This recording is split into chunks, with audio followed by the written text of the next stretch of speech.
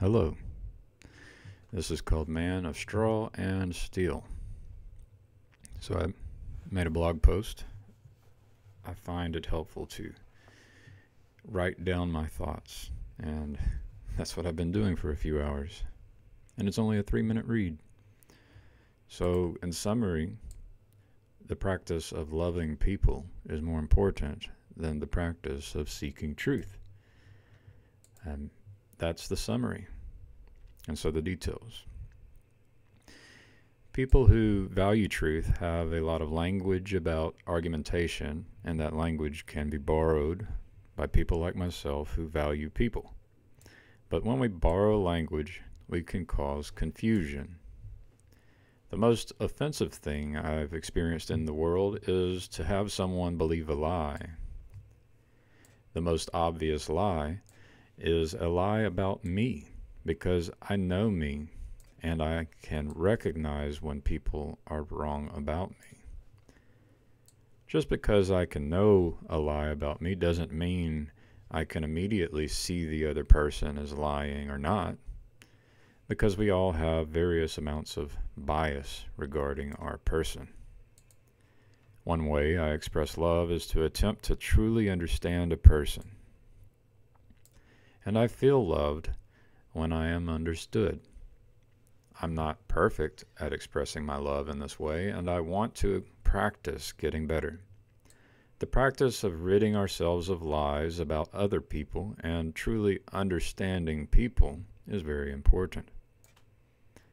I'd add this practice for ourselves, attempting to understand the lies about our own person and truly understanding our own person is very important. When we fail to understand the other person and believe that misunderstanding, I define that misunderstanding as a straw man. And when we fully understand the other person and believe that understanding, I define that understanding as a steel man. And here I have a AI generated image of a straw man fighting a steel man. But there's some issues with my thinking. The problem with using my own definitions is that my definitions can be in conflict with other people's definitions, which results in confusion. Another person may claim that it is impossible to steel man all people, while I claim that it is possible to steel man all people. And this provides an opportunity to practice what I preach. My initial thought was that the other person was wrong, and my initial thought was in response to the other person seeming to claim that I was wrong. It seems to me that we simply had a misunderstanding because of our different values and our different definitions of words. It turns out that honest people who fight each other almost always do so because there is a misunderstanding related to different values and therefore a confusion of words. So that's it. I'm going to keep going, but you're welcome to head on out or stay here. I'm going to go through some notes and some definitions. So my notes, I said, notice how the idea of ad hominem relates to Gavin's worldview. So ad hominem is an argument about a person's character. When we aim to love people, this kind of argument is the most powerful and important kind of argument. Ad hominem, which attempts to identify the true character of a human, is the most beneficial kind of communication in the world, according to my worldview, Gavin's worldview, where loving people is important. Ad hominem, which leads to people believing lies about the character of a human, is the most harmful kind of communication in the world, according to my worldview. Notice that people's idea of God is always a straw man if God is omniscient. So let's click on a few of these links. Confusion.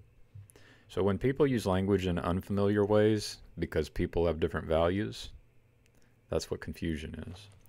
Only when we learn people's values can we understand their language. Sometimes we must understand the meaning behind similar words based on the person's values. Sometimes we must learn new words. And then bias. Bias is prejudice. Prejudice in favor of or against. And, the claim is that we kind of have bias. Well, at least I have bias in favor of my person. I see other people who do. And perhaps there are people who have bias against their own person. Different kinds of problems, but it's called bias. And the word prejudice here just is premature judgment. And then judgment it's like belief, assumption, axiom, maxim, conclusion. These words are related to a person's willingness and ability to transform perception of a person and therefore transformation of their own person. And a person is a character. A person is a totality of experiences and goals. Experiences are a collection of moments, and a moment is a unit of time and space. A goal is simply our motivations. So that was going down the rabbit hole of bias, and that included person. So the definition of straw man: when we fail to understand the other person and believe that misunderstanding, that's what a straw man is. And when we aim to love people, this is a terrible mistake. This is related to the teachings against bearing false witness. And if you dig into its opposite, is still man. So when we fully understand the other person and believe that understanding, that's a still man. This is among the highest forms of expressing love towards a person. This is how trust can be properly distributed. So I just want to thank Mark Lefevre for taking the time to provide feedback. He is the character who seemed to express or seemed to claim that I was wrong, which I had needed to process for 24 hours. So thank you, Mark. And also Kara comes to mind from the conversation last week about nonviolent communication, and she basically I think she steel-manned me and basically said that I like to feel understood. So that was helpful as well. And now I'm going to just switch over to my version control, because while I was doing this, I ended up going down a rabbit hole, updating my reminders post and my truth post, and I started, adding more definitions and linking more things, because I've changed. I've had some transformations. So this, my blog, and the posts, they can transform, and the only way you can really see that is if you track the version control, which is interesting. It's an interesting idea that a person's religion, an individual person's religion and personal transformation could be like version controlled. So, but yeah, up at the top, I say love God and love people. We always have the opportunity to love God and love people. I put this above the section that says, if given the opportunity, where I talk about cooperate, observe attention, lead by example, be honest, intentional, healthy, strategic, humble, curious, patient, grateful, peaceful, and playful. So loving God and loving people is above all of that. That list that I went through quickly speaks toward the how. It's kind of related to Proverbs 6:16 through 19 and the fruit of the Spirit in the New Testament. I'm sure many religions point out a lot of that stuff. As far as God, I kind of defined God now. So God is the omniscient entity, and then I link to the word omniscient, and that's where I can actually just share. Let's see. Don't know why I'm not sharing. So my reminders. Yeah, love God, love people, and if I go to God, I could say the omniscient entity, and I click on omniscient. all-knowing. In order for it to be omniscient, it is omnipresent, and omnipresent is everywhere and everywhen. And so, the omniscient entity, if there were more than one, then they would be the same thing. Therefore, it can be called the One, because it created people and is within people. We know it is interested in people, and people can have a relationship with it. So that's God. And then shamanism, I really tried to lay out shamanism, and then noticed how it's just connected to humanism. So that love God and love people part, they're deeply connected. And also, like, the religions as they transform ultimately would transform into humanism, including shamanism, which is the kind of the religion without the book.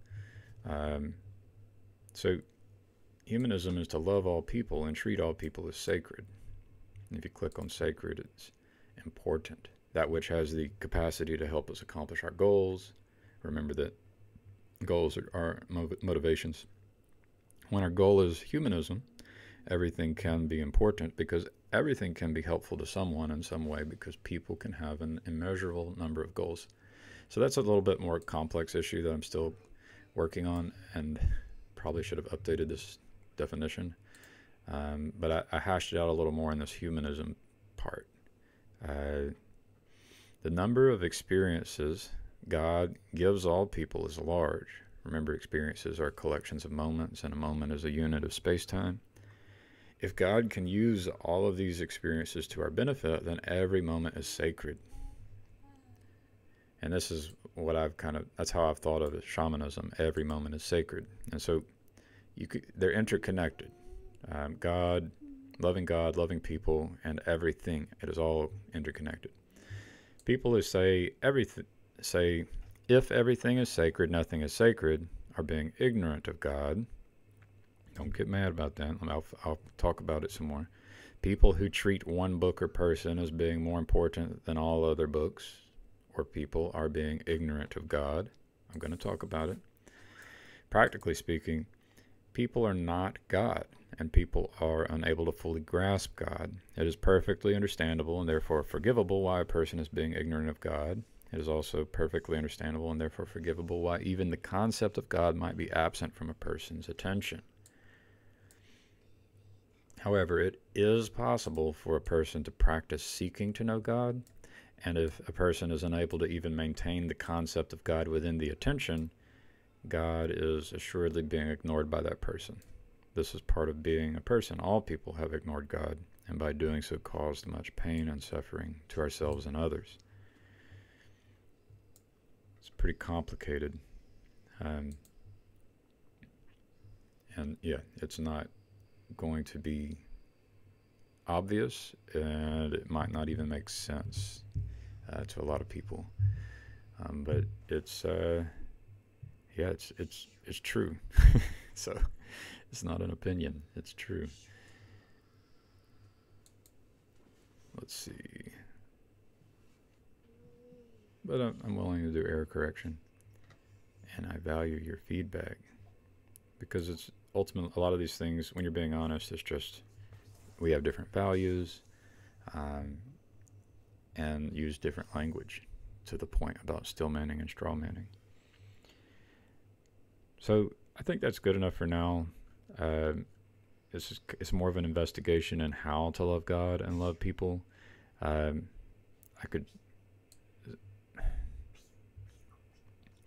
And I liked Vervaeke's point, though. We're at different stages of development, and so if this doesn't make sense to you, the question you could ask is,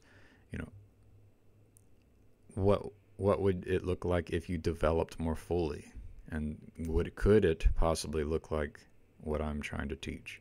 So that's possibly the case. And from your perspective, I imagine you could very quickly dismiss me as someone who is wrong, and you would probably be tempted to do that because we have different values, different value hierarchies, and therefore a different language.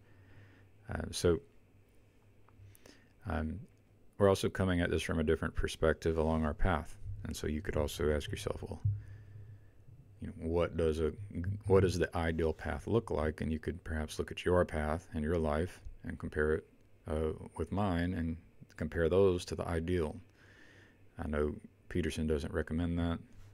Compare yourself to who you were yesterday. But if you're in this business of just dismissing other people quickly and essentially straw manning them, then I would encourage you to consider the ideal path in comparison to your own path and mine. Yeah. Oh, yeah. And this is related to, let's see.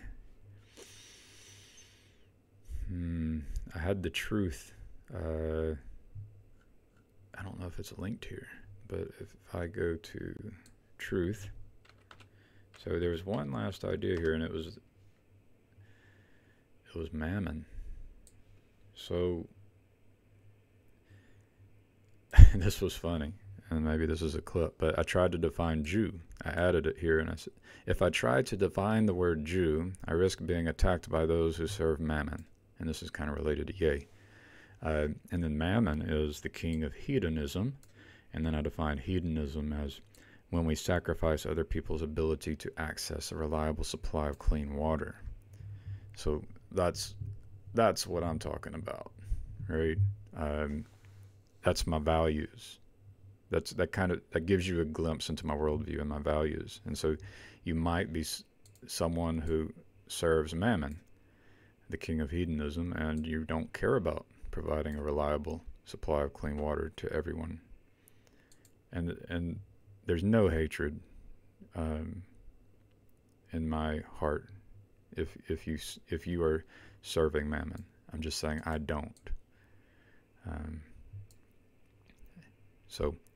But I mean, I live within a world where this is the usual normal thing. So, even I can look like a hypocrite. I acknowledge that.